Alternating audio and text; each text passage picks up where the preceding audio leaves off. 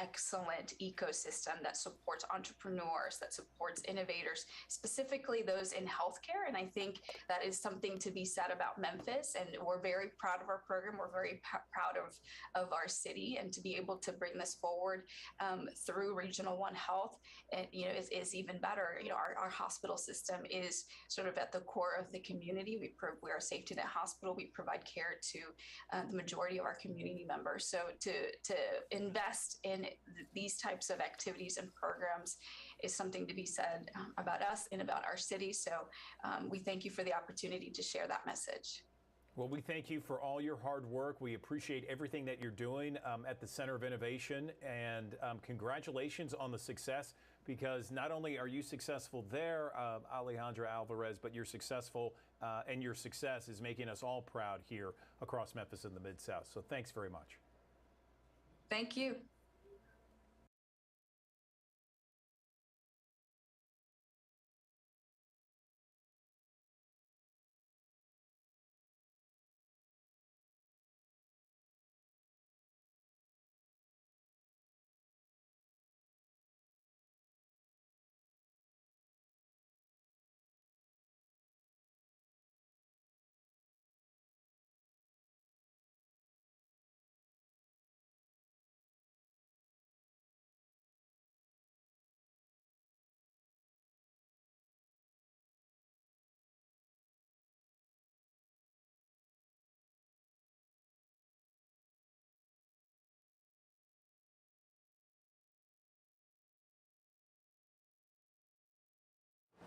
Good morning. Welcome back to the Action News 5 Digital Desk. Boy, do we need a good night's rest. I feel like I say that all the time. Of course, I have a crazy schedule, but I know many of you out there always want a better night's sleep. How do we get a better night's sleep? That is the subject of our next interview. Let's bring in Dr. Saberlyn Walters, internal medicine at Regional One Health. I appreciate you joining us on the Digital Desk, Doctor. So how do we get that good night's rest? Where do we start?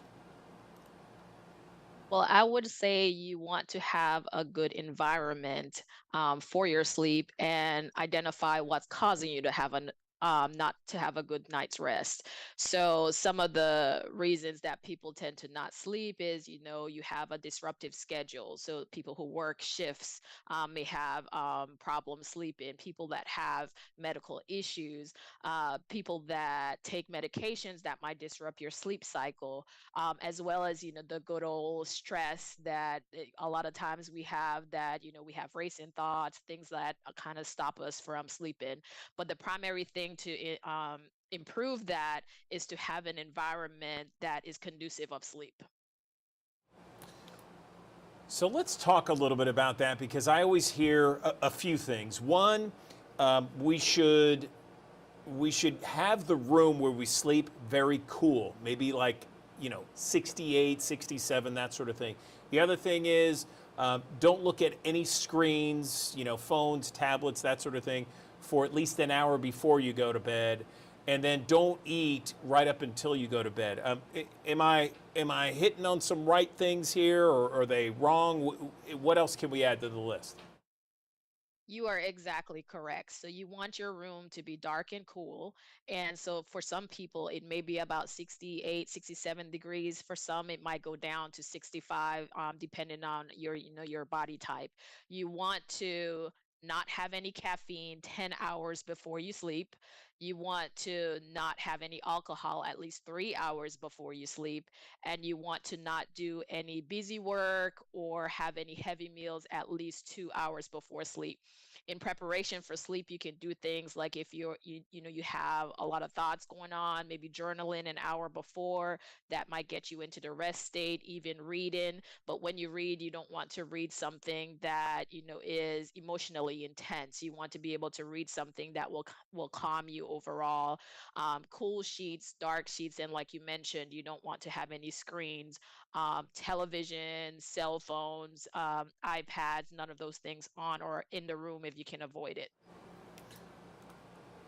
What about the idea of taking supplements? I unfortunately have this crazy schedule where I have to get up at the night before practically. I mean, my alarm goes off at 2:15. That's just what I've been dealing with for the last 15 years.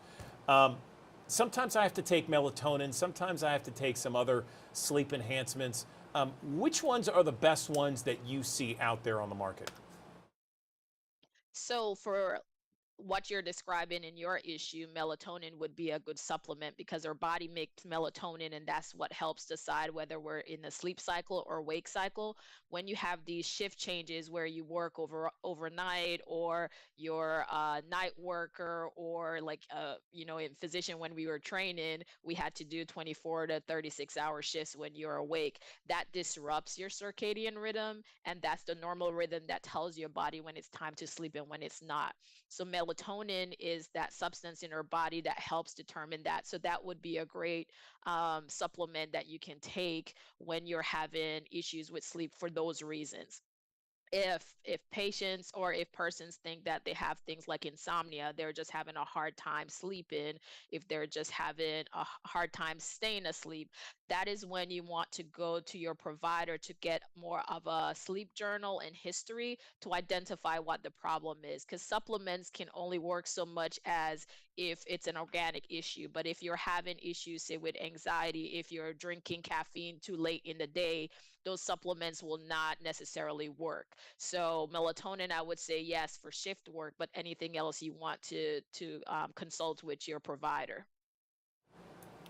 What else can we talk about so we can get a good night's rest tonight, doctor? I think it is important to not stress about sleeping. We know it's important, just like how we have smartphones that have to recharge at night. We know that it's vital for us to have good sleep. And you've heard many things about whether you need 4 hours, 5 hours, 6 hours, 7 hours. Everyone has their rhythm determined. So if you're feeling restful after your night's sleep, it doesn't matter whether for you it's 6 hours or for someone else it's 9 hours. So not to stress so much, having kind of realistic expectations. And I would say the majority of people um, do not have organic issues for their sleep disorders, is that we overall have not had good hygiene. So if you're having difficulty with sleeping, start journaling that 1 hour before you go to sleep about what is going on, what is stopping you, and making sure that you bring that to your provider, or your bed partner or things like that, and just kind of go systematically through things to help you get a better night's sleep. I hear a lot about lights, red light therapy, or making sure to eliminate blue lights by wearing certain kinds of glasses. Where are you on that? I I prefer not to have any screens at all in the bedroom if you can avoid it. But if you can't, then the blue lights are more stimulating, and so that's why you have those glasses that eliminate them while you're watching television or you're on the screen. It does help in terms of reducing kind of the stimulation that your brain has when it thinks that, okay, those lights are telling you it's daytime, and that's one of those things that disrupt the circadian rhythm. So if you have to have screens in the bedroom, if you have to use them before you go to bed, then I would recommend using those glasses. Okay. Wow, we've hit on a lot of topics. Anything else before we let you go? This has been great. No, I think that is fine. Just remember that sleep isn't just for, resting your body. It also prevents a lot of medical conditions. And we know that not just insomnia or sleep apnea are problems as a result of disrupted sleep, but that it can increase your chances of other medical conditions. So making sure you get a good night's rest as much as possible. All right. Well, listen, Dr. Walters, I appreciate your time this morning. Very helpful for all of us who just want a good night's sleep tonight. We appreciate your time. Thank you. Thank you. All right, another live look from our high five camera outside the University of Memphis. Go Tigers, go. We got a big spring game this weekend, Saturday, 3 o'clock, Simmons Bank Liberty Stadium. We're talking more about your forecast with meteorologist Patrick Ellis in 60 seconds.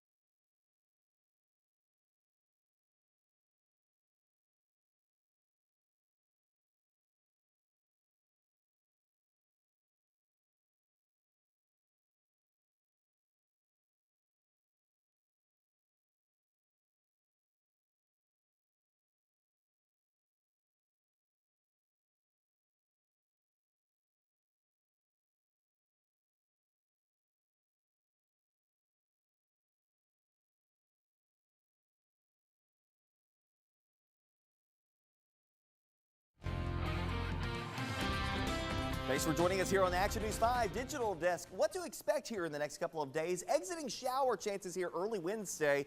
Filtered sunshine potentially for the afternoon hours, but will stay quite warm, well above average for this time of the year through at least Thursday before we start to see some cooler weather moving in here for the upcoming weekend. That comes by way of storms moving through the Mid-South on your Thursday evening, Thursday night into very early Friday morning before that cooler air filters in for the weekend. When we break it all down for today, exiting showers through the course of the morning hours, temperatures rebounding through the lower 80s today, so not a lot of upward mobility, but enough that it's still going to be quite warm, and there will be some sunshine breaks as we go towards the afternoon hours. Let's go hour by hour with our First Alert Futurecast. I'll give you a first alert to that potential for rain and storms that could have some bigger impacts for us late Thursday, early Friday as our cold front moves into the region. Here on this Wednesday, though, exiting showers. There you go with some sunshine breaks, especially north of I-40, south of I-40. I think we're going to stay stuck in the clouds for the most part during the day. Highs will top out in the upper 70s, lower 80s through the course of the afternoon hours. Some of the warmer pockets, middle 80s, not out of the realm of possibility. We'll get the clouds out of here for a couple of hours tonight, but then we'll fill them back in with some banks of fog and also mingled in there as well to start off your Thursday. Starting off in the 60s, close to 70. We'll see some sunshine breaks. I think it's kind of a back and forth between clouds and sunshine. Quite the warm day with a chance for some widely spaced showers and thunderstorms developing across east central Arkansas and the north central portions of Mississippi through the Delta. Heading northward, these showers and storms are the ones to watch for the potential for a few stronger elements dropping to the south. So these are heading north, these are heading south. They'll combine nearby as we head into your overnight period of your Thursday. You'll notice bigger storms approaching northeastern Arkansas, northwest Tennessee, getting closer to 7, 8 o'clock, moving across the I-40 corridor. By 10 o'clock, moving into North Mississippi by midnight, and should be exiting the area as we get into the start of your Friday. Temperatures on Friday morning in the 50s to near 60 degrees. A lot of clouds, maybe a few peaks of sun late in the day on Friday as we try to work our way back to the upper 60s and lower 70s. Encourage you to stay weather aware anytime and everywhere on the Action News 5 First Alert Weather app. Download it in the Google Play Store and the Apple App Store. Those storms between 7 p.m. on Thursday to about 3 o'clock in the morning on Friday could have some gusty winds as well as hail potential. And along with that, frequent lightning and, of course, tons of rain coming along with it as well. It's not a lot, but it still could come down quick, fast, and in a hurry. It sets us up for the upcoming weekend. The frontal boundary moves southward and stalls out. A little ripple of energy rides along that. That brings us a chance for some rain off and on for the weekend, both on Saturday and Sunday. The University of Memphis has their spring game at Simmons Bank Liberty Stadium, 3 p.m. on Saturday.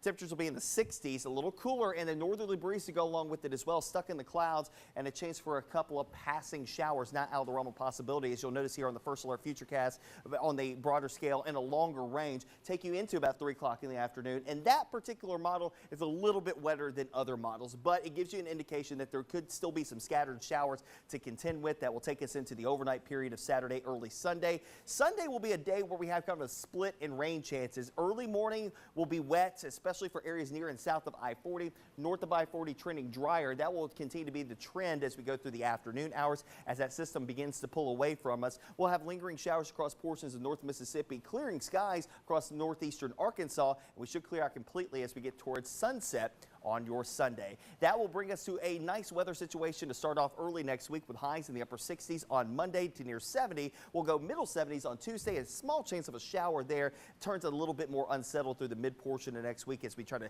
peak back out near 80 degrees by that point in time. In the meantime, we are looking at that potential for a few more showers and storms to contend with as we head towards Thursday night into early Friday. A strong storm or two can't be ruled out, but that's after we top out in the lower to middle 80s. One of the warmest days so far in 2024. We'll get lingering showers out of here for Friday morning, then off and on showers through the weekend. As I mentioned, not the worst situation, but not the best situation. A lot of clouds and, of course, the opportunities for off and on showers both Saturday and Sunday. Highest chances on Sunday will be in North Mississippi as that system begins to pull away and clear us out heading into early next week.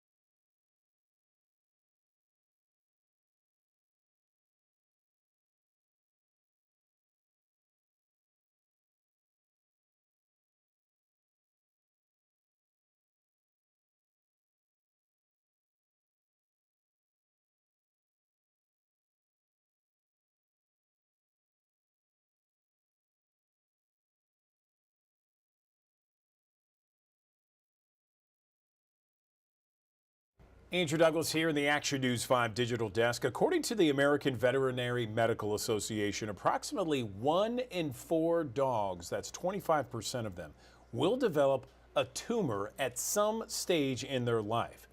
Now, here to talk to us about the first of its kind National Canine Cancer Registry is Dr. Susan Ettinger, a veterinary cancer specialist, and Lisa Conte. Ladies, thank you so much for joining us. So let's hear about the first Gallup survey and how this all works. Yeah, so the Gallup poll was a survey of over 6,000 people, and about 67% of them were dog owners.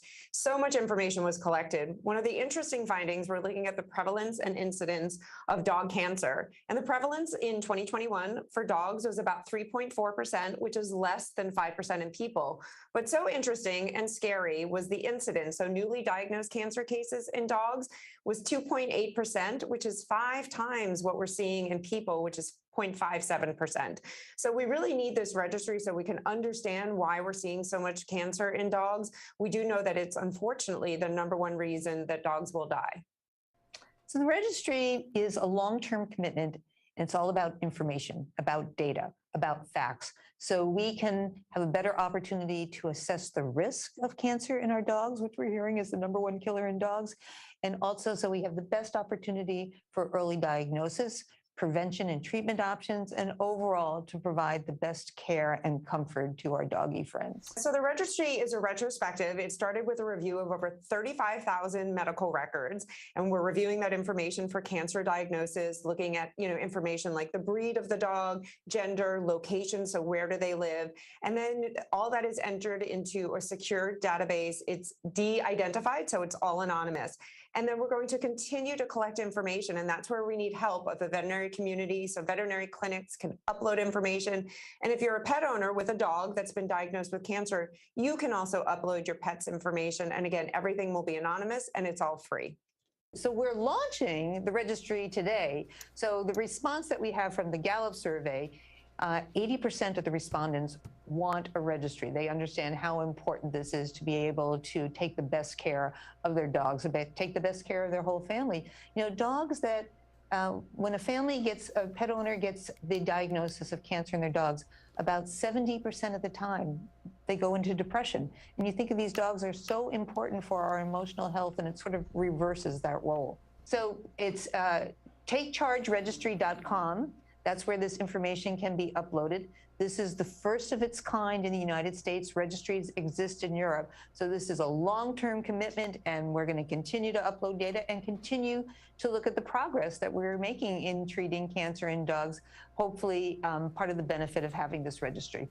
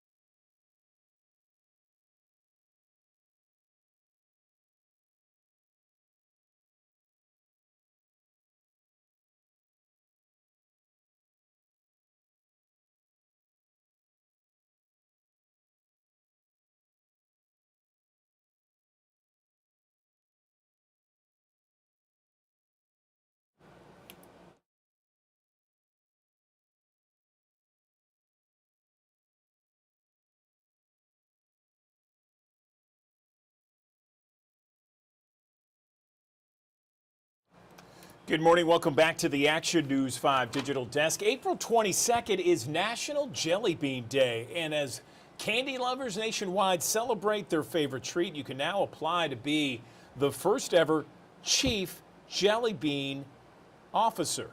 Jelly Belly Bean Officer. Okay. Joining us now to talk about the Chief Jelly Belly Bean Officer is lifestyle expert Alexa Lee with more on what it takes to secure that title. Jelly Belly Bean Officer. What is that all about? Good morning, Alexa. Good morning. It's great to be here. Yeah, that's the title. I don't know that if I could say it 3 times too fast. Chief Jelly Belly Bean Officer. It's a great title and it comes with pretty cool awards. So if you are a fan and you're 18 years and older, you can head to jellybelly.com/chief JBO to enter for the chance to be named the ultimate jelly bean fan with that official title. Now, they're looking for their biggest fan with an off-the-chart Jelly Belly IQ, a creative palate, and of course, inquisitive taste buds. Okay, all right. So it looks like you got Jelly Bellies right in front of you. Tell us about that. Oh my gosh, they're just so delicious. My mouth is just watering. It's really been a challenge to sit here and not eat them all. But here's the thing, this contest it's really amazing. It's so fun. And they are asking you to say, you know what, you're a fan, prove your devotion by answering a few questions that only a true fan would really know and show off some creativity too. So in addition to that title, which we won't have to say it again and stumble over the words, but the winner will receive a $4,500 cash prize, a 1-year supply of jelly beans, and some official merch. So you are stocked. I mean, we're talking some good money there. No question about it. Why do people like jelly beans so much? We all love them. Why? You know what? That's a good question. And I feel like the answer might just be pretty simple. You know, I feel like it does take us back to our childhood. There's something so classic about it, right? It's been around for so long. I'm 35. They were part of my childhood. And they're really known for that chewy center, the beautiful polished shell. They're fun, they're vibrant, and I think they just bring us together, you know. And I would love to share some fun facts if you have a minute that could help you in that contest application. Let's hear it, Alexa. I'm all ears. Okay, these are pretty surprising. Now, did you know that 1,680 jelly beans are made in just 1 second? It's mind-blowing. And over 15 billion Jelly Bellies are eaten each year. We're doing our part consuming, all right? Now, the amount of Jelly Bellies made in 1 day is equal to the weight of 24 elephants, my friend. I mean, it's a lot.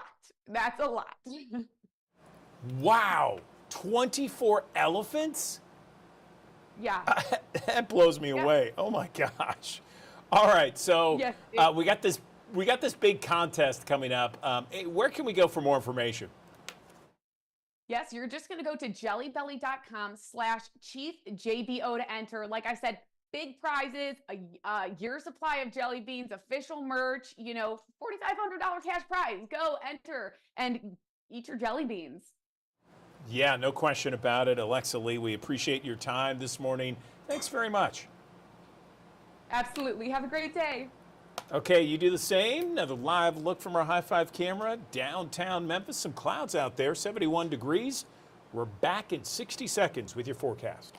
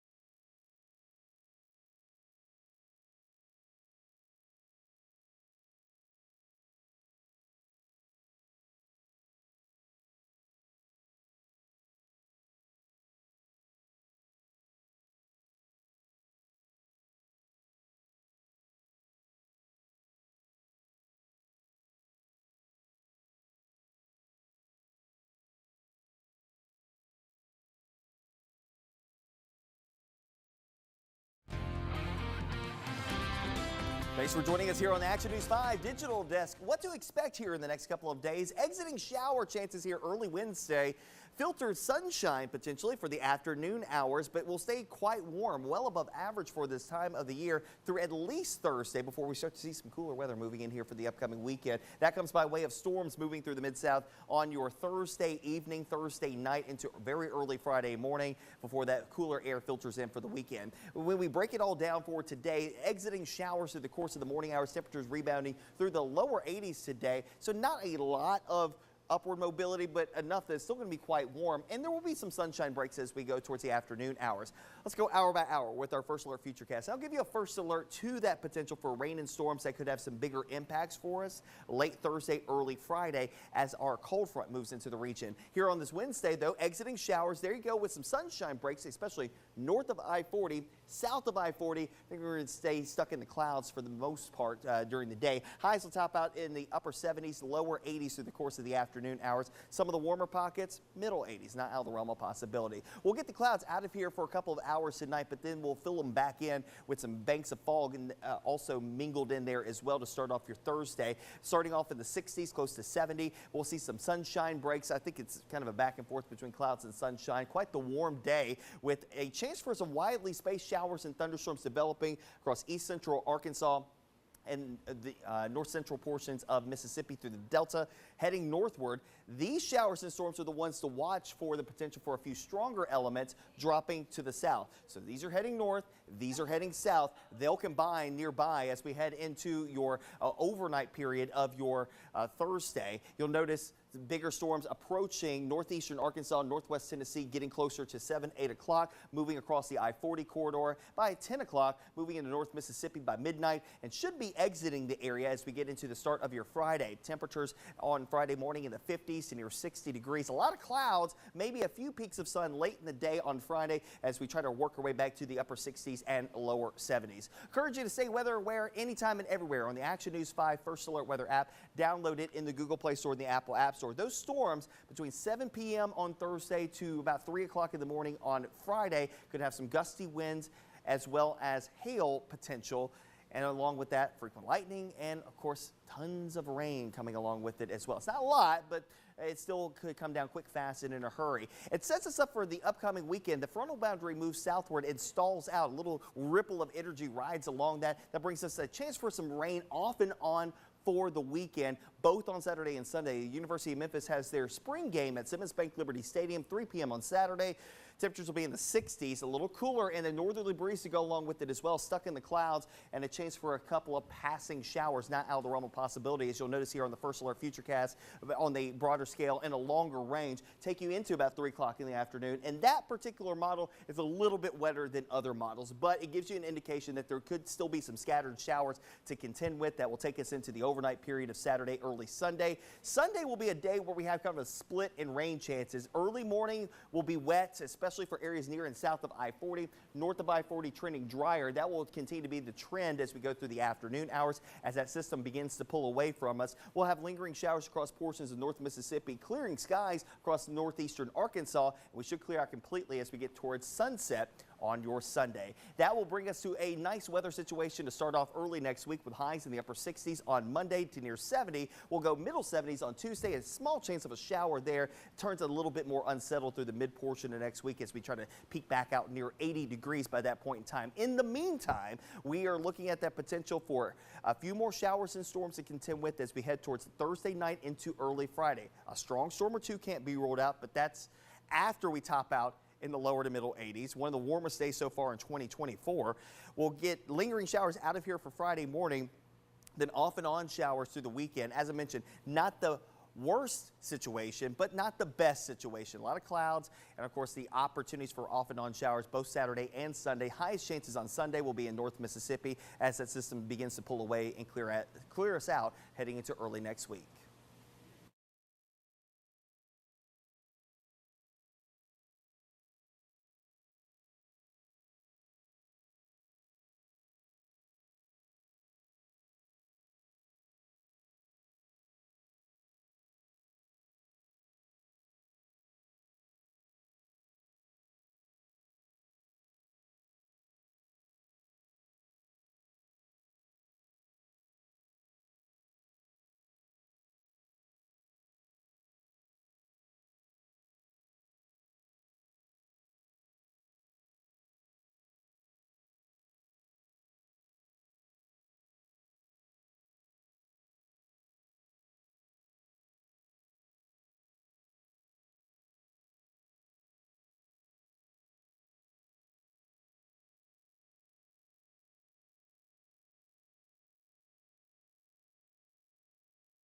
We are talking about early screening for diabetes. And joining me to chat about that is Dr. Michael Natter. Now, so let me pull you up. Can you hear me, doctor? I can hear you, Taylor. Thank you for having me. No, thanks so much. So get this, I was actually doing some research prior to this interview, and I noticed that about 24 million Americans live with the disease, and that number is expected to grow. So I know it's interesting because you can speak to me about this from two perspectives, as a doctor and as someone who personally deals with diabetes, correct? That's correct, Taylor. Yeah, I have type 1 diabetes myself. So tell me a little bit about that journey. I would love to. And I also want to say thank you so much for having me. It's really an honor to be here with you today. I was diagnosed with type 1 diabetes about 2 weeks after my 9th birthday, and it was extremely scary for myself, but also my family. But I will say that it also was a bit of a silver lining in my life because it gave me my calling, which was to become a doctor. But not just a doctor, an endocrinologist. And an endocrinologist is the kind of doctor who takes care of folks who have type 1 diabetes. Living with type 1 myself really allows me to know what my patients also go through on a daily basis. So it's made me a more empathetic doctor, which is something I really cherish, honestly. So Taylor, what is type 1 diabetes? I really want to explain this well. So type 1 diabetes is a chronic autoimmune condition. Autoimmune, auto means self, and the immune system is kind of like your army. It's defending against foreign invaders like viruses or bacteria. Now, when you have an autoimmune condition, that immune system goes haywire and will attack itself. And in type 1 diabetes, it's attacking the insulin-producing beta cells of the pancreas. That renders the patient insulin dependent, meaning they need to take insulin for the rest of their lives, whether through injection or through insulin pump like what I do. And it is extremely difficult to kind of adjust to that new lifestyle. One thing I also want to make very clear is that it's not uncommon for someone with type 1 diabetes to get basically diagnosed late in the progression of the disease. And that often predisposes to the risk of a life-threatening complication called diabetic ketoacidosis, or DKA. For that reason, I really want to encourage everyone to talk to their doctor about getting screened for type 1 diabetes. Interesting. So you also mentioned that you were diagnosed during your 9th birthday when you were 9. So is there an age frame, like it's not too early, it's not too late for you to develop the disease? Yeah, Taylor, it's a really good question. So while it is true that most people with type 1 diabetes will be diagnosed in childhood, it's not necessarily the case as a general statement. There are plenty of people in teenage years, adult years, later in life who can also become type 1 diabetic. And importantly, it's not anything that anyone did or didn't do. It's not like a lifestyle issue or a diet issue or an exercise issue. It's this autoimmune disease. So this idea that there's a genetic predisposition that someone may have, and then they may come into contact with an environmental trigger, like a certain virus or something in the environment that sets that cascade into action, causing the condition. So very different from other types of diabetes, and it doesn't matter what age you are, you can develop this at any time. Good information there. So tell me, how does it affect your day-to-day lifestyle? Yeah, so Taylor, it's a chronic condition. So there's not one day of my life that I don't have it on my mind. It's constantly making sure I know what I'm doing for my meals, my blood sugar, my insulin dosing, my exercise. But importantly, why I'm really here today is to talk about the early screening. And the thing about early screening is that we can often detect that before symptoms develop, before insulin's even needed.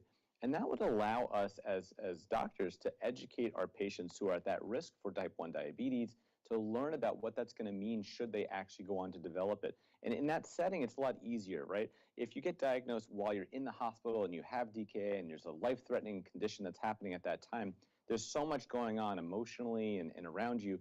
Whereas if you're given that space to really educate yourself and prepare basically for it, it makes a massive difference. Great. So I know you've been mentioning multiple times getting screened, encouraging people to go out and do that. How does that process look, and how do you get screened? Yeah, well, first I want to say that I'm really honored to be engaged by Sanofi to be the spokesperson for the One Pledge movement. The One Pledge movement is really an educational movement about awareness around type 1 diabetes as well as screening for type 1 diabetes. They have a wonderful website, theonepledge.com, which I encourage everyone to take a look at. Great information about what type 1 diabetes is, signs and symptoms, but also the screening process. And to your point, the screening process is about talking to your doctor, and then it's a blood test. That blood test is looking for autoantibody positivity. If that's positive, the chances of someone then developing type 1 diabetes in their lifetime is very, very high.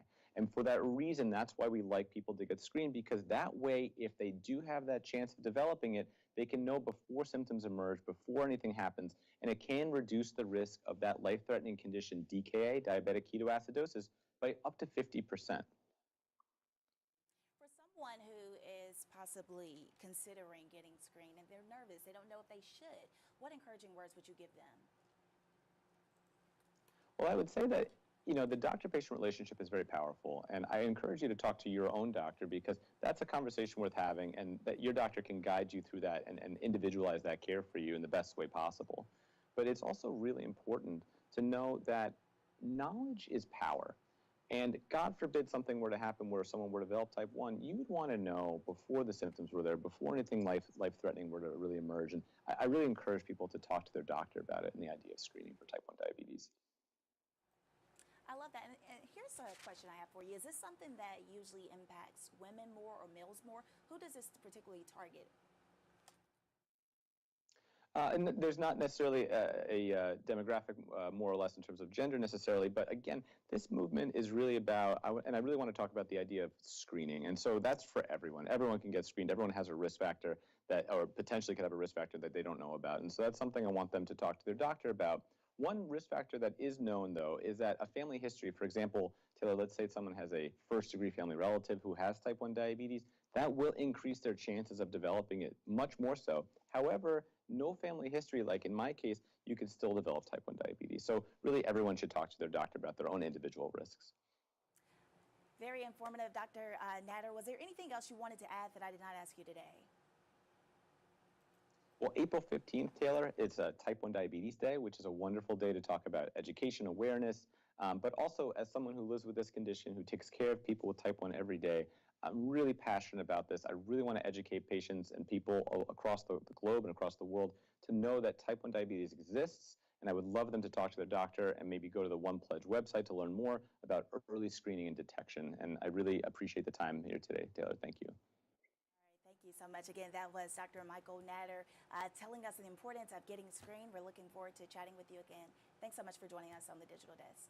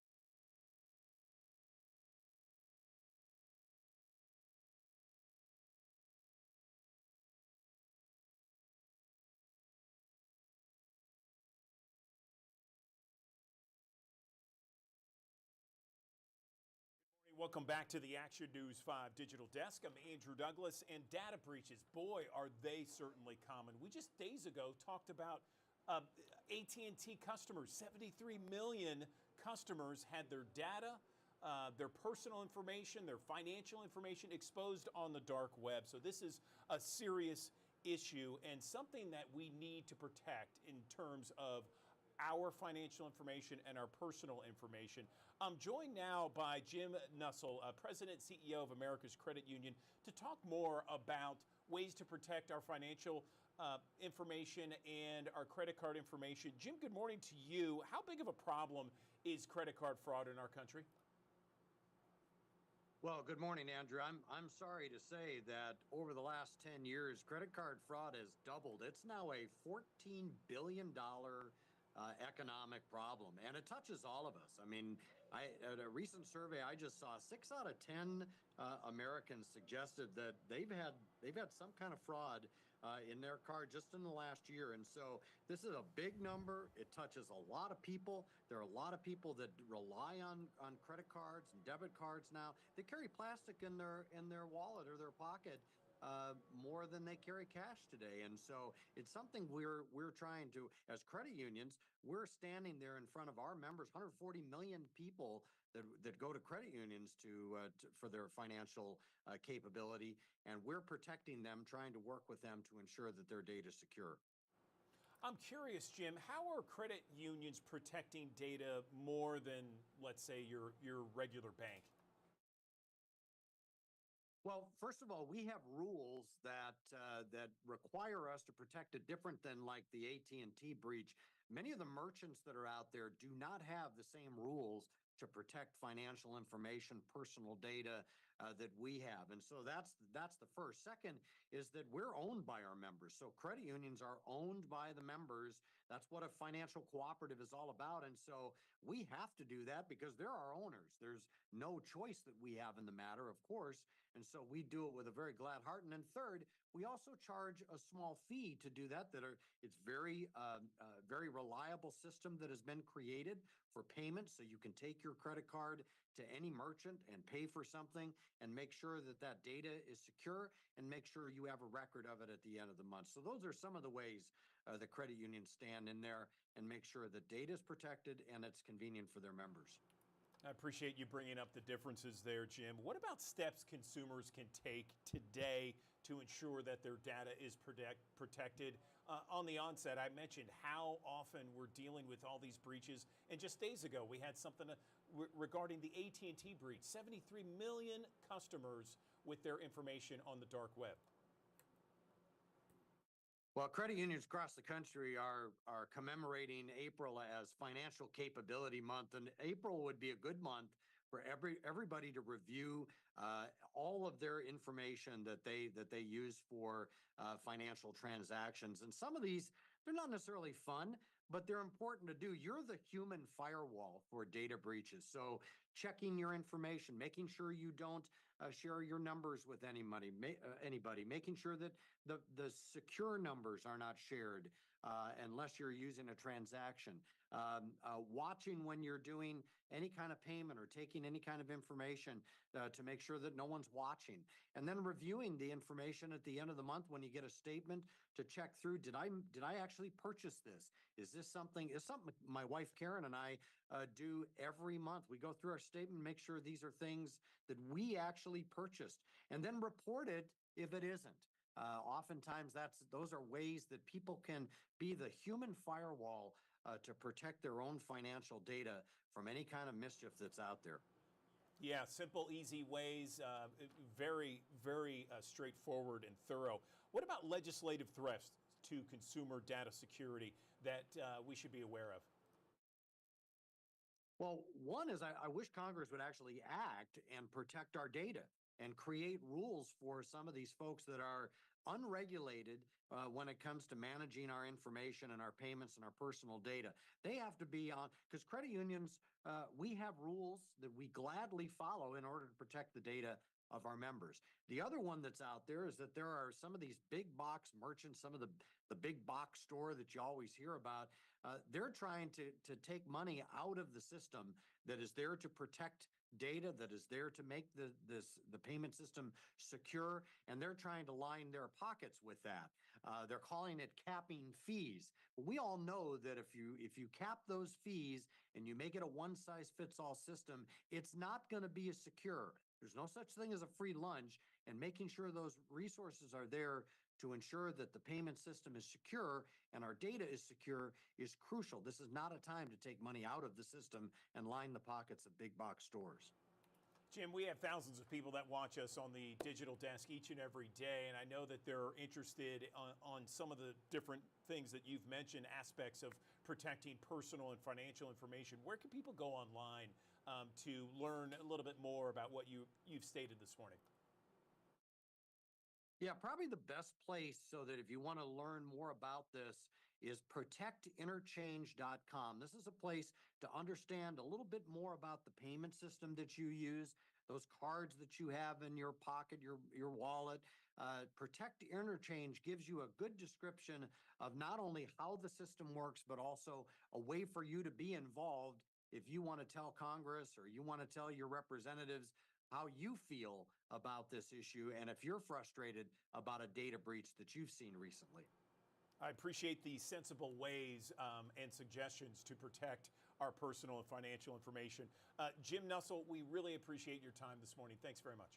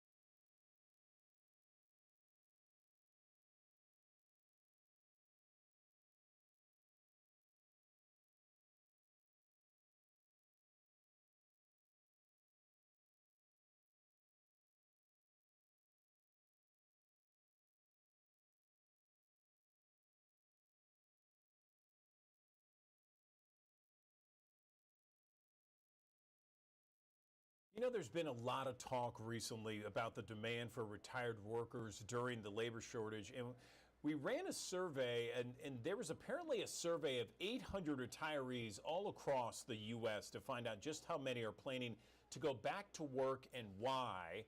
And apparently there was 1 in 5 are likely to go back to work this year. Let's talk more about what else this survey had to say with our career expert, Stacy Holler. Stacy, good morning. How are you? Good morning. I'm great. Thank you, Andrew. So listen, Stacy, you know, I'm thinking about retirees and some of the reasons they're going back to work. And my first thing, just because it's been in the news recently, is the fact that maybe they've had this fixed income for many years and inflation is just blowing them out right now. Is that one of the reasons? Absolutely, that's one of the reasons. I mean, people thought they had their plan set for retirement, and in so many ways, the world changed in the last 2 years. So everything's flipped around, but absolutely financial reasons are some of the reasons retirees are looking to go back to work. I understand that, and I can understand why they're going back to work. It makes me sad, because I feel bad for them. They think, oh, okay, I got my nest egg, I'm ready to go and relax. What is I don't know if this survey really kind of gauged this, but what was their attitude of getting back in the workforce? Were they excited? Were they upset about it? I'm so glad you asked that because it's been very interesting in my practice and speaking with these folks who are going back. They're actually excited about going back. I've had several conversations in the last week. In fact, this morning I was talking to a 72-year-old retiree who said he missed working. He missed people. He missed collaboration. And I hear from many people that even if the financial reasons aren't the reason that they're retiring, they just thought it was the time to go play golf, they're like, they still want to be engaged.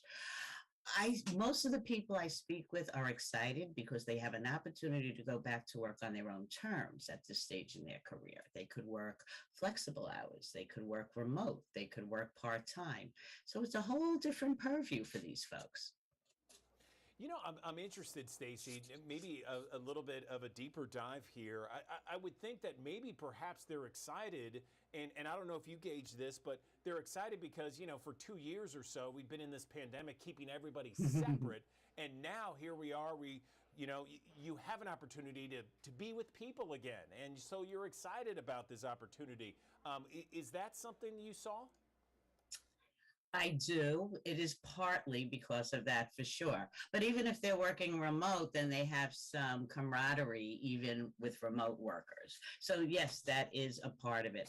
I also have been speaking with a lot of CEOs in the last few weeks, and they are just bored. They're not ready to get out of the game. So I speak to a lot of people who are excited just to be back in the game. They still want to contribute, older workers are much younger these days. Very true. Very true. And I understand that they're going back, Stacy, to a different kind of field than they retired from. Tell me more about that. Yeah, it's really, they feel like it's an opportunity to do something new and different. And that's why where a little of the excitement comes. Now, that's not to say, Andrew, that there's a bunch of people that are working because they really need to, and they're not as excited. But I speak to an awful lot of people who want to try something new, or the CEOs want to go into consulting, or I've spoken to people who were in more of my business, recruiting for years, and now they want to do some other type of phone work. So there is a little bit of excitement to do something that maybe you always wanted to do, and you could afford to do that right now and still be engaged. So it really runs the gamut, Andrew. People have a lot of different reasons for going back, but it's not as downtrodden as you would think. These people are excited about still contributing. There is no retirement age anymore in a lot of these people's minds. Well said, Stacy. I don't know if you have this in your survey, but I'm curious as how employers are reacting to this wealth of knowledge of retirees coming back into the workforce. Any idea? Can we gauge on what they're feeling? Yeah, those are the people who are reaching out to the retirees. I mean, there's a lot of challenges now in the workplace. Everybody's trying to figure out how to work remote, and it's very welcoming for these people to bring back folks. Some of them are going back to their old organizations part-time, and they're being asked to because they have the experience and the knowledge. They don't have to learn the basics of the workforce, and they can become mentors to other people, and they already have an established experience. So in many ways, it's easier to bring them in with their experience and knowledge that they could share. What else have we haven't touched on, Stacy, that came out from this survey that you got? Because this is all fascinating to me, and it actually paints a more of an optimistic and upbeat view of things. For me, from my purview, it is encouraging. I think these retirees who in the past years were very limited as to options. You were told to retire, and then maybe if you still needed to work or wanted to be engaged in work, you had to look locally because you still, at an older age, you might not want to commute 2 hours a day. So you were pretty limited in what your choices are. But the choices for retirees who want to go back to work now is much more open. And that's why you hear in me a little excitement about it, because I'm hearing people who still want to be engaged and have opportunities they didn't have before. So although a lot of them are also doing it for financial reasons, it's not like earlier in their career where they might have taken something that they didn't love because they had to. Retirees are feeling a little more wiggle room in really doing something that they like to do, and they might not have to do it full time. So they could enjoy it more on a part-time basis. I follow 100%. Anything else, Stacy, before we let you go? This has been very informative. I like it a lot. Well, I love preaching this and letting people know it's out there, because I do think that there are retirees out there who don't know this is a good time for them. Whether they want to get back in for financial reasons, they just want to stay engaged, they still want to contribute, or there's something they always wanted to do that they might have the opportunity to do now. So I love sharing that information, and I hope those folks out there who still want to be engaged realize they can be if they'd like to today. Okay, Stacy Holler, I appreciate your time. Thank you so much. We appreciate your fact-finding mission, and take care of yourself, okay? Thank you so much.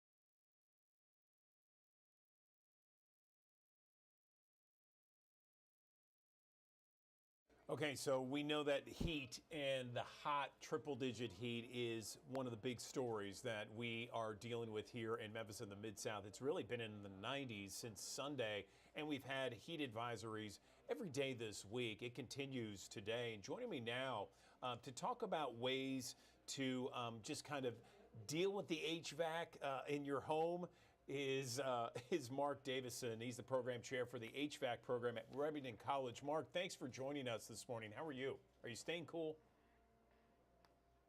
Yes, sir. Thanks for having me. Staying cool as I can be. Good. I have to admit this.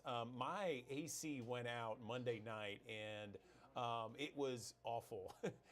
We had to do one of those emergency calls. We had someone come by, and they ended up fixing it late at night. But it is something that we're all just kind of terrified with when we have triple-digit heat. Let's talk about some basic maintenance ideas and advice that you could give some people out there just to make sure that, you know, when it comes to this type of heat, our HVAC system is working as best as it can be. Yes, sir. I recommend that everybody schedule a tune-up with a professional service company. I would say starting in March to get ahead of the heat. It typically doesn't get this hot until July, but it is really painful when you have that emergency breakdown in the middle of the night, which could have been prevented if you schedule a March tune-up. A lot of companies tend to run specials in March to have the early bird special to get parts serviced and get your system washed and clean, because cleanliness is next to godliness when it comes down to your AC system. So that's one thing you can do.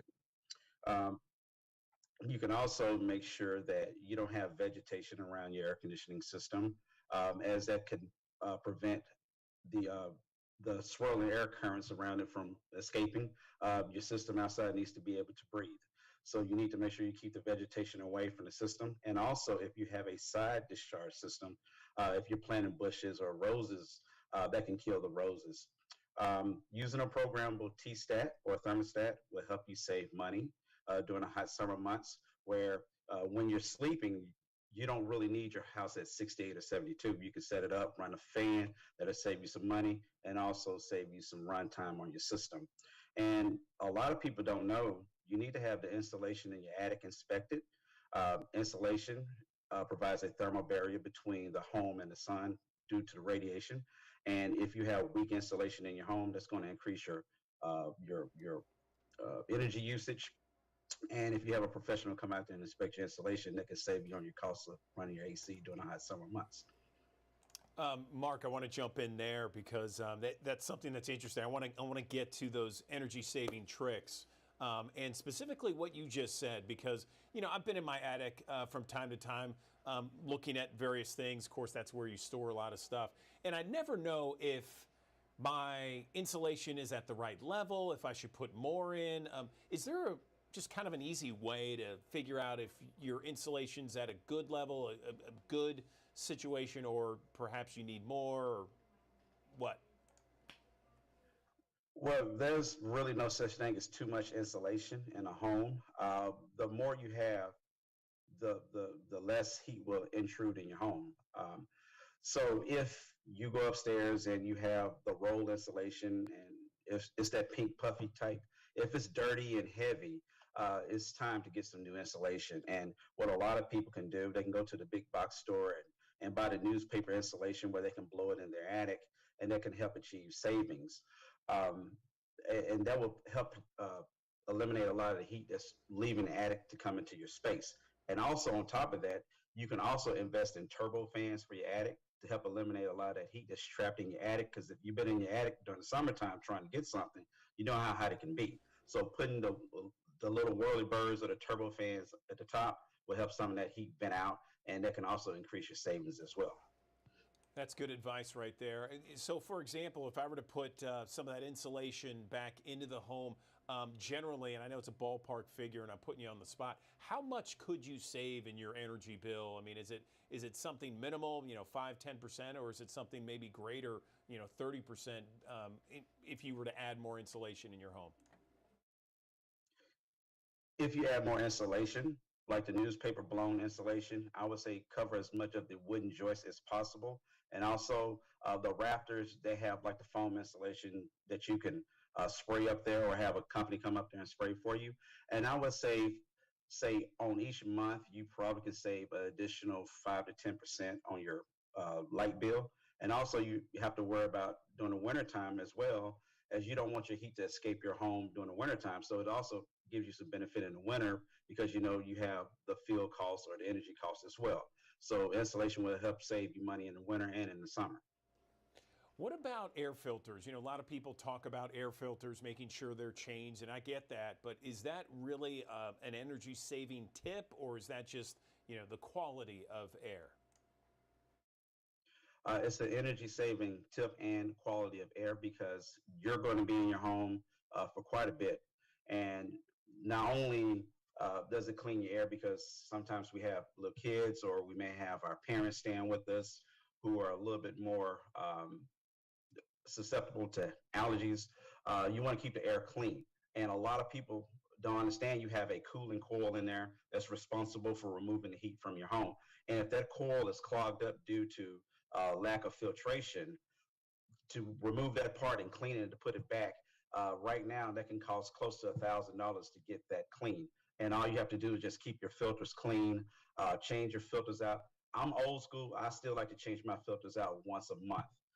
So if you keep the filters changed, they have different types of filters. You have the pleated filters. You can get the electrostatic filters.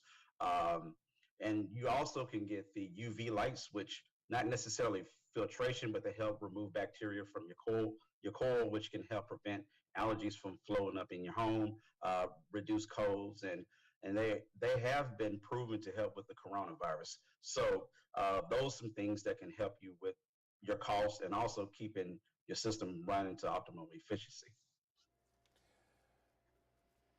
Good advice right there, Mark.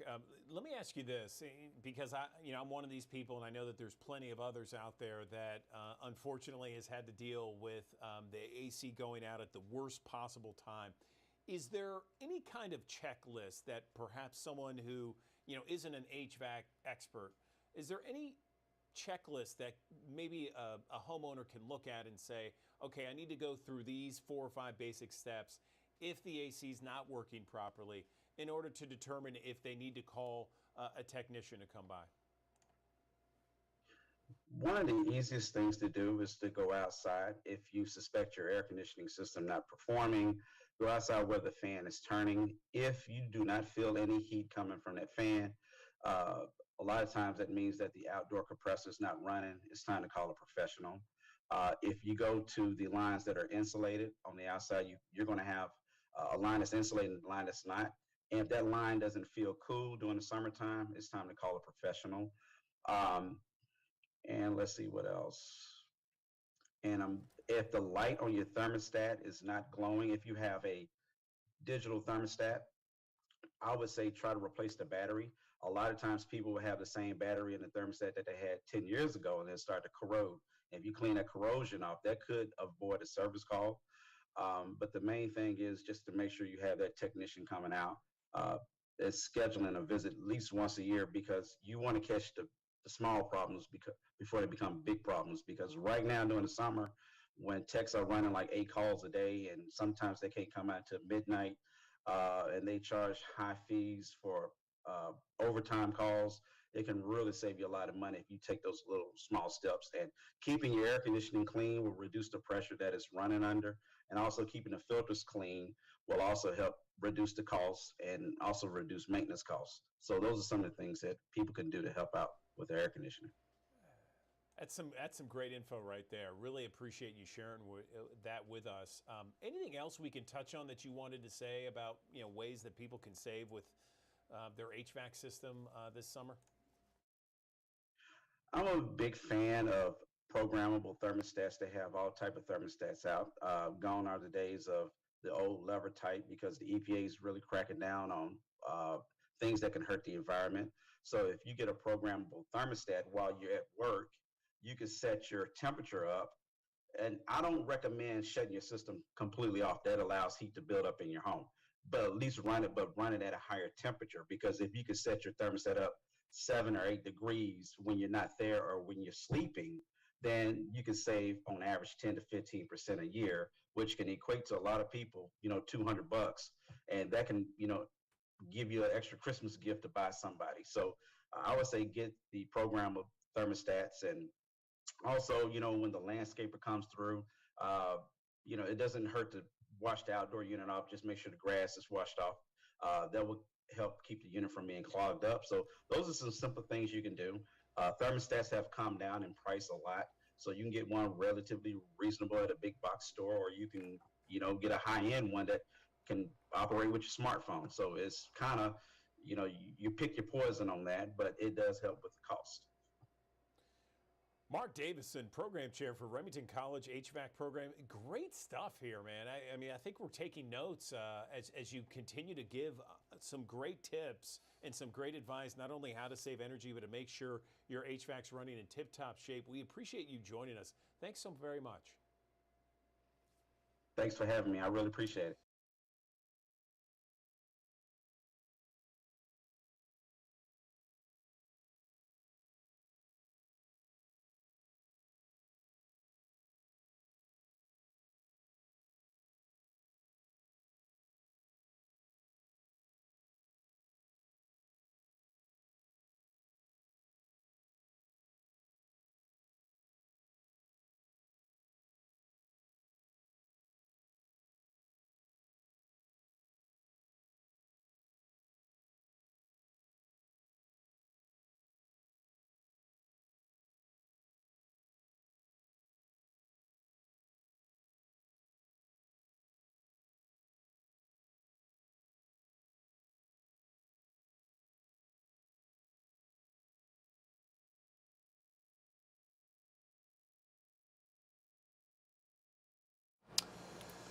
Good morning. Welcome back to the Action News 5 Digital Desk. I'm Andrew Douglas. We are all so stressed out as a nation. I mean, stress has become really high, and it's very detrimental to our health.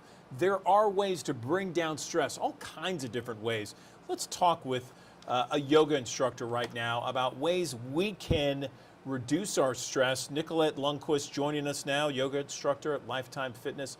So what's the easiest way to bring down stress if we're stuck indoors? Because I had an interview earlier, Nicolette, that we talked about getting outside, getting some fresh air, going for a walk or a bike ride or a run, and that was a great way to do it.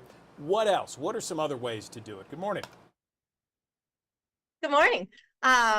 Some really nice ways to reduce your stress if you're stuck indoors, very simply, would be to sit down and meditate or to do some movement. Those two things help to work the stress around your body and pull it outside of your body. I like to think of, or if you could visualize this, if you will, a bottle of soda. And if you were to shake up that bottle of soda, and if you just opened it immediately, of course, it's just going to explode everywhere. But the amount of pressure on the inside of that bottle is sort of like what stress feels like inside of us. It's trapped energy, and it needs a way to get out. And so two really effective ways, just like with that same bottle of soda, if you let it sit and be still for a little while, it starts to calm down. And it's the same thing within our human bodies. If we can allow ourselves to sit, be still, be quiet for a little while, no cell phone, it helps to tone down some of the stress that we might be feeling. And then the other thing, that same bottle of soda that you might have, of course, if you slowly take the cap off, right, it'll start to release a little bit of that pressure. And you can think of that as like movement, right? And that's another great way to flow that energy that's trapped inside of your body outward, is by moving your body. And that can be through some simple stretches. It could be getting up and simply jumping up and down. It can go to a yoga class maybe to work that stuff out. I appreciate the analogy. I'm totally with you on that. In fact, I understand you have 5 key stretches that can help relieve some of that muscle tension that a lot of us have to counter all that stress. Let's talk about that. Sure. Um, let me offer for you these poses in just a moment. And I also just kind of want to say that it's not necessarily just the postures or the poses. These will definitely be of benefit to you. But we're all built kind of differently, right? And some of us like to move very quickly, and we might appreciate a faster paced type of movement, regardless of what the postures are. Some of us are maybe slower minded, or we want to intentionally draw our energy down. We might enjoy a yin yoga practice where you're holding postures for anywhere from 2 to 5 or 8 minutes long. That might drive a more high functioning person a little bit crazy and cause more stress, right? But it's not necessarily about the postures themselves, the yoga postures themselves. It's what's really unified across all yoga type classes is that they offer those two things of stillness and quiet, but also the movement. But like that being said, I find that these postures really work well as a way to de-escalate, to center into ground. And the very first one is a seated meditation. It's simply just finding a comfortable seat for yourself. It can be a crisscross. You can have one leg straight, one leg bent. You could have your legs folded up underneath you. Something that isn't stressful in your body to hold. And if your knees or your ankles don't agree with it, sit in a chair and that would be perfect too. And you can do this in just a few minutes, 5 minutes or less, to simply breathe. Because focus and awareness is key to helping you to clear some mind space so that from there you can determine what you're reacting to and how you're responding, the stresses that are in your life, you might be able to start to peel away. So simple, basic seat, just to breathe and be aware of the sensations of your breath because they're very now, they're very here, they're very present. They can't exist anywhere else in time. It's just like right now. And so that's a very grounding thing. And then a second posture would be it's called legs up the wall. And I'm not really in a very good space to demonstrate per se, but I think that it's exactly what it sounds like. You would lay down on your back and prop your legs up against a wall. That inversion is really gentle, and we spend a lot of our time standing up or sitting down. And so we've got gravity kind of pulling us down, pulling us down, pulling us down. It's nice to flip that energy around a little bit and let some of it come down the opposite way. And then another posture would be a reclined twist, where again, you'll lay down on your back. You can even do this after legs up the wall. You'll draw your knees in towards your chest, and you'll bring your arms out wide, and then you'll let your knees twist over to the right.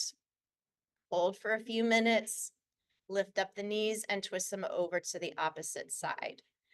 And it's good to note too that these things are not to be forced upon yourself. You work with your own personal body and what feels really nice. If your knees don't get to the floor, no big deal. Just get a cushion, get a pillow or something to place under the knees. Let it be comfortable, right? I call it effortless effort. You can take a little effort to get to the pose, but then let it become effortless. And then a final posture would simply be to lay flat on your back. We call it Shavasana, and it means literally corpse pose because you lay like a starfish. I recommend a flat surface rather than a comfortable bed because you want the idea of active rest. It sits differently in your mind and in your body. And again, any of these postures you can do 1 minute, 2 minute, 5 minute, whatever feels good to you. All right, Nicolette Lundquist, we really appreciate your time this morning. Thanks very much. Yes, thank you so much. All right, there's another live look from our high five camera outside the University of Memphis. We're going to take a 60-second break. Back with more right after this.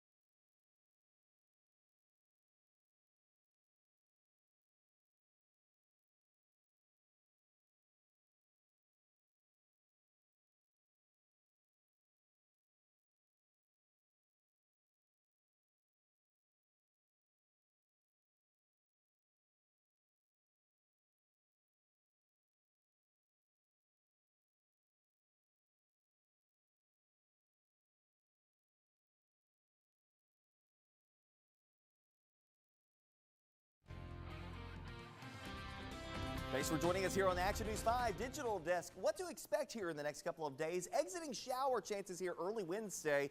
Filtered sunshine potentially for the afternoon hours, but will stay quite warm, well above average for this time of the year through at least Thursday before we start to see some cooler weather moving in here for the upcoming weekend. That comes by way of storms moving through the Mid-South on your Thursday evening, Thursday night into very early Friday morning before that cooler air filters in for the weekend. When we break it all down for today, exiting showers through the course of the morning hours, temperatures rebounding through the lower 80s today. So not a lot of upward mobility, but enough that it's still going to be quite warm, and there will be some sunshine breaks as we go towards the afternoon hours.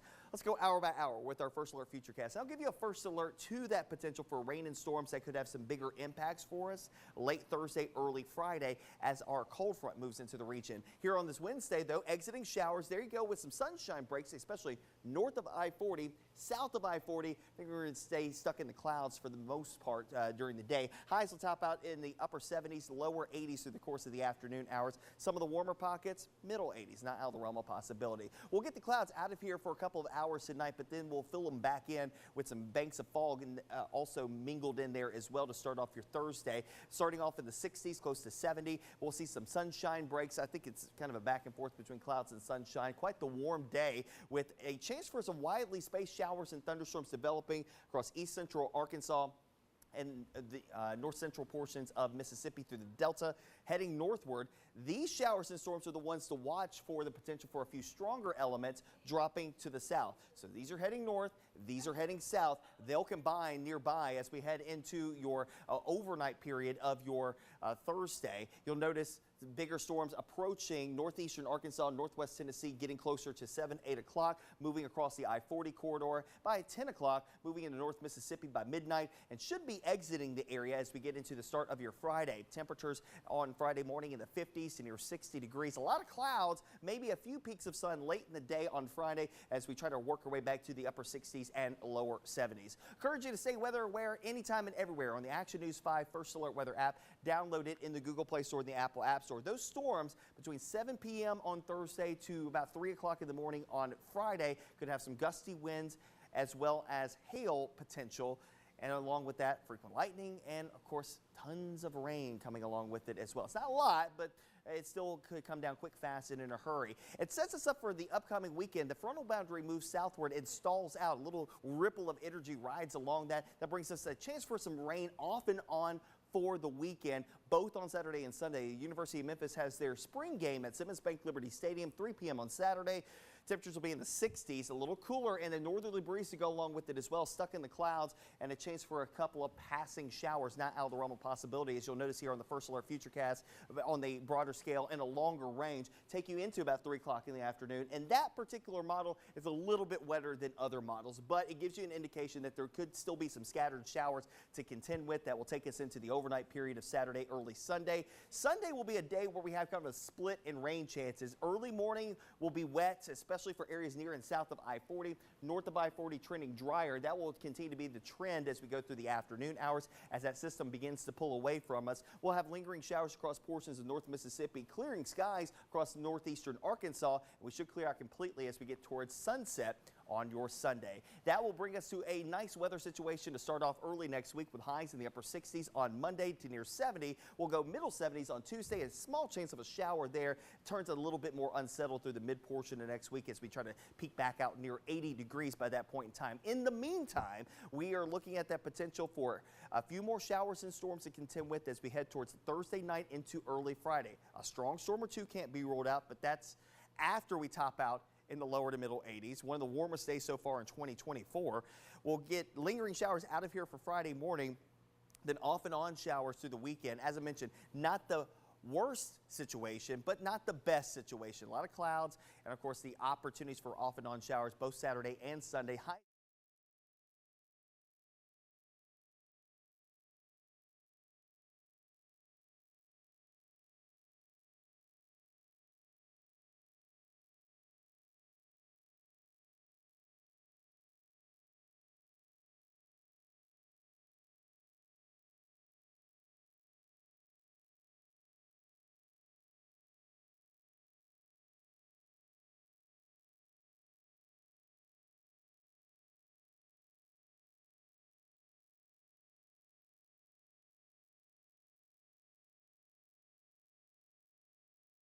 this weekend we have the Tigers spring football game. Let's talk with Josh Moore now about the big game that's coming up this Saturday. Josh, good morning. How are you?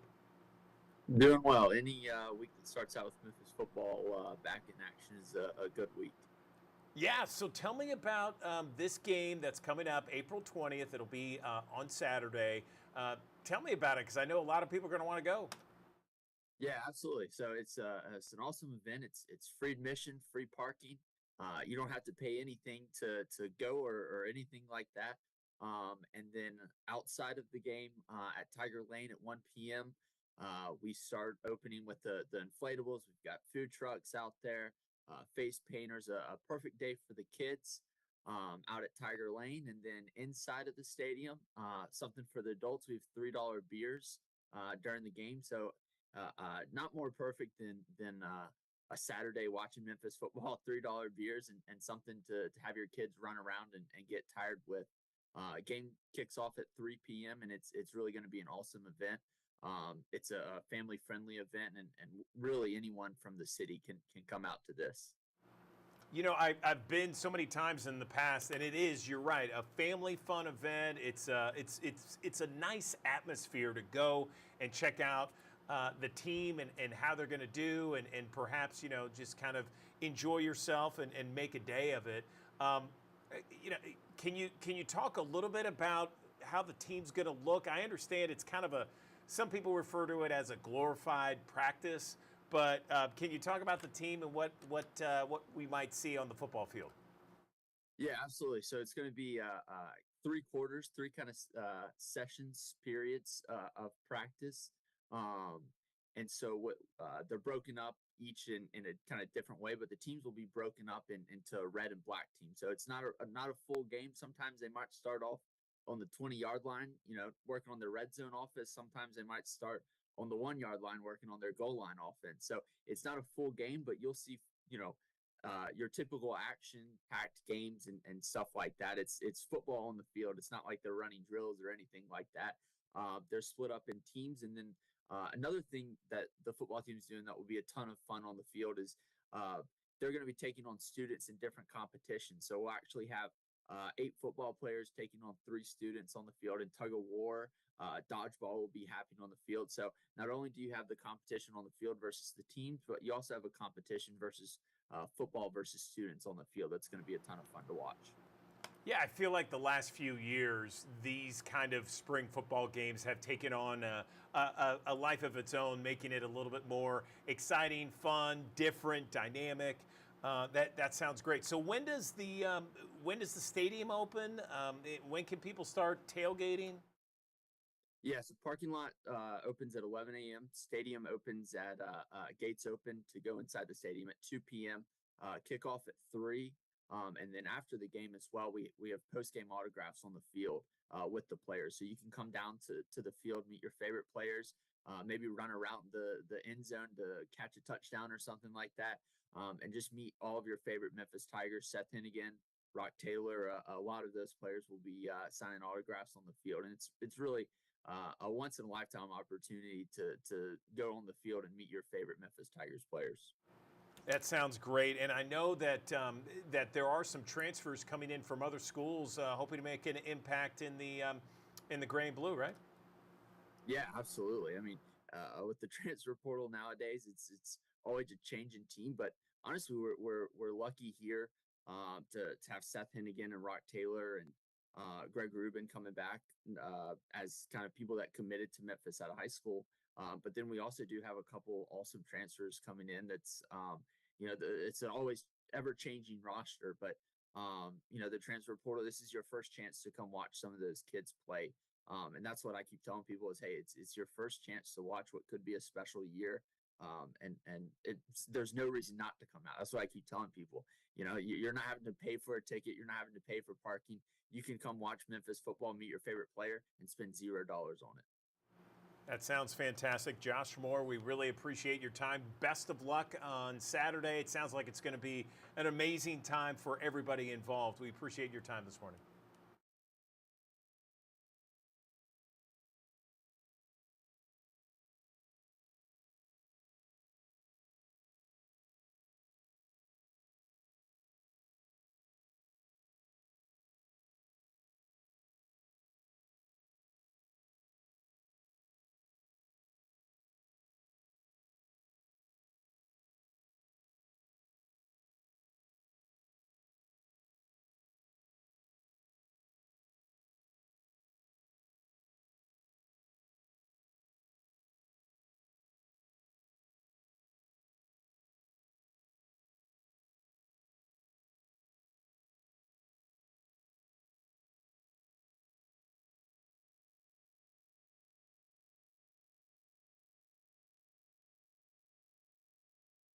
Good morning. Welcome back to the Action News 5 Digital Desk. For more than 3 decades, the YMCA has hosted Healthy Kids Day at locations all across the country to celebrate and teach healthy habits to kids and their families. Let's talk a little bit more about YMCA Healthy Kids Day with Heidi Brasher. She is joining us on the Action News 5 Digital Desk. Heidi, good morning to you. Tell us about Healthy Kids Day. What's it all about? Yeah, good morning, Andrew. Thank you so much. Since 1992, WISE have been hosting Healthy Kids Days across the country, and it's an important time for us as we think about the health and well-being of kids in our communities. We want to take the opportunity to inspire healthy habits, really engage kids in active play, and hopefully we'll inspire a lifelong love of physical activity. Yeah, I was going to say, just getting kids off screens and getting them outdoors and playing fun in the sun. I mean, that is huge right there. What are some of the other issues that Healthy Kids Day addresses?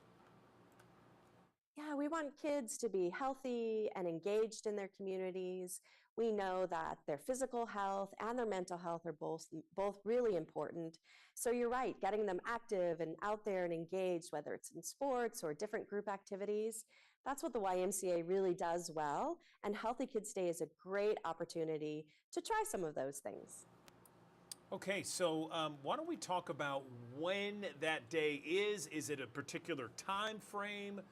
What exactly is it? Because we have tons of YMCA locations all across Memphis and the Mid-South. You have amazing YMCAs there, and most YMCAs will host Healthy Kids Day on Saturday, April 20th. Each community will look a little bit different, so you'll want to check out your local YMCA for a list of activities. But you might be engaged in family yoga, a fun run, you could try sports of all kinds, you could try a cooking demonstration, lots of free, fun activities to engage not only our kids, but the entire family. We want to make sure that we offer really a great sampling of what the YMCA will have in the summer, but can offer throughout the year as well. Okay, so on April 20th, on that Saturday, is it open to everybody? Do you have to have a membership at the YMCA? You do not have to be a member to enjoy Healthy Kids Day. It is a free, family, community-wide event that is open to anyone. We'd love, if you've never been to a YMCA, to come out on this day. It's a great day to see everything that a Y offers. You'll meet some great folks at the YMCA, but also probably a lot of your neighbors and friends. It is open to everyone. You do not have to be a member, and we would love for the entire community to join us. Can you talk more about the mission of the YMCA? Yeah, we really believe in the potential of every child in our communities. We want to walk alongside our parents and those in our community to provide the supports they need for each child to realize that potential, right? We want to make sure not just on Healthy Kids Day, but year-round, kids are feeling healthy and supported and really in a safe environment where they belong. Okay, anything else before we let you go, regarding Healthy Kids Day on April 20th or anything else? Yeah, we have a great national sponsor this year in Peanuts. They're helping us increase access to all of our summer programs for kids across the community. We also know that each local YMCA has a different list of activities and fun things that you can do. So you can check that out at ymca.org/HKD. Okay, Heidi Brasher, Senior Director, YMCA. We appreciate your time this morning. Best of luck on April 20th, Healthy Kids Day. We appreciate your time. Andrew Douglas here in the Action News 5 Digital Desk. According to the American Veterinary Medical Association, approximately 1 in 4 dogs, that's 25% of them, will develop a tumor at some stage in their life. Now, here to talk to us about the first of its kind National Canine Cancer Registry is Dr. Susan Ettinger, a veterinary cancer specialist, and Lisa Conte. Ladies, thank you so much for joining us. So let's hear about the first Gallup survey and how this all works. Yeah, so the Gallup poll was a survey of over 6,000 people, and about 67% of them were dog owners. So much information was collected. One of the interesting findings, we're looking at the prevalence and incidence of dog cancer. And the prevalence in 2021 for dogs was about 3.4%, which is less than 5% in people. But so interesting and scary was the incidence. So newly diagnosed cancer cases in dogs was 2.8%, which is 5 times what we're seeing in people, which is 0.57%. So we really need this registry so we can understand why we're seeing so much cancer in dogs. We do know that it's unfortunately the #1 reason that dogs will die. So the registry is a long-term commitment, and it's all about information, about data, about facts. So we can have a better opportunity to assess the risk of cancer in our dogs, which we're hearing is the #1 killer in dogs. And also, so we have the best opportunity for early diagnosis, prevention and treatment options, and overall to provide the best care and comfort to our doggy friends. So the registry is a retrospective. It started with a review of over 35,000 medical records, and we're reviewing that information for cancer diagnosis, looking at, information like the breed of the dog, gender, location, so where do they live, and then all that is entered into a secure database. It's de-identified, so it's all anonymous. And then we're going to continue to collect information, and that's where we need help of the veterinary community. So veterinary clinics can upload information. And if you're a pet owner with a dog that's been diagnosed with cancer, you can also upload your pet's information. And again, everything will be anonymous and it's all free. So we're launching the registry today. So the response that we have from the Gallup survey, 80% of the respondents want a registry. They understand how important this is to be able to take the best care of their dogs, take the best care of their whole family. Dogs that, when a pet owner gets the diagnosis of cancer in their dogs, about 70% of the time they go into depression. And you think of these dogs are so important for our emotional health, and it sort of reverses that role. So it's takechargeregistry.com. That's where this information can be uploaded. This is the first of its kind in the United States. Registries exist in Europe. So this is a long-term commitment, and we're going to continue to upload data and continue to look at the progress that we're making in treating cancer in dogs, hopefully part of the benefit of having this registry.